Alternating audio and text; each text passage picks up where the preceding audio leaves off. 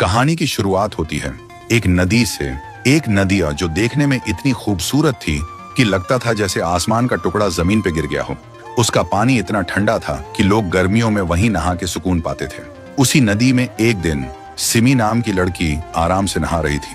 तभी वहां आता है एक लड़का, राइस्टार। सिमी जैसे ही उसे देखती है उसका दिल धड़कने लगता है। पहली नजर का प्यार हो जाता है। लेकिन दूसरी तरफ सिमी का भाई था, वाइट 444, गांव का सबसे डरावना इंसान, जिसने कभी इंसानियत की कदर नहीं की लेकिन अपनी बहन से बेपनाह प्यार करता था। सिमी ने जब अपने भाई को राइस्टार के बारे में बताया तो उसने कहा, मैं तुझे दुनिया की हर खुशी दूंगा, चाहे उसके लिए किसी की जिंदगी क्यों ना लेनी पड़े। पर राइस्टार एक गरीब इंसान था, लेकिन गांव का सबसे ईमानदार और सबसे प्यारा लड़का। उसका अपना एक प्यार था, रिमी। राइस्टार और रिमी एक दूसरे से दिलो जान से प्यार करते थे और जल्द ही शादी करने वाले थे। लेकिन भाई 444 जब एक दिन रास्ते से जा रहा था तो उसने एक दुकान के पास राइस्टार और रिमी को एक साथ देखता है। देखते ही उसका दिमाग घूम गया और उसने अपने आदमियों के साथ मिलकर एक खूनी प्लान बनाया, रिमी को किडनैप करने का। एक दिन जब रिमी बाजार से जा रही थी, भाई 444 के आदमी आए और उसे उठा के ले गए। लेकिन राइस्टार का जिगरी दोस्त ज्ञान भाई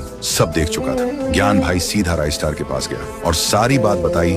राइस्टार बिना कुछ सोचे अपनी बाइक उठाकर सीधा भाई 444 के अड्डे पर पहुंच गया। वहां रिमी को बंदी बनाकर रखा गया था। राइस्टार ने भाई 444 से पूछा, ये सब क्यों कर रहे हो? मैंने तुम्हारा क्या बिगाड़ा है? भाई 444 बोला, तूने कुछ नहीं बिगाड़ा। बिगाड़ा तो इस लड़की ने है। मेरी बहन तुझसे प्यार करती है और रिमी उसके प्यार के रास्ते में आ गई है, तो या तो रिमी को छोड़ दे या मेरी बहन से शादी कर। राइस्टार आंखों में आंसू लेकर बोलता है, मैं रिमी को कभी नहीं छोड़ सकता, चाहे मेरी जान ही क्यों ना चली जाए। तभी भाई 444 का गुस्सा फट पड़ता है।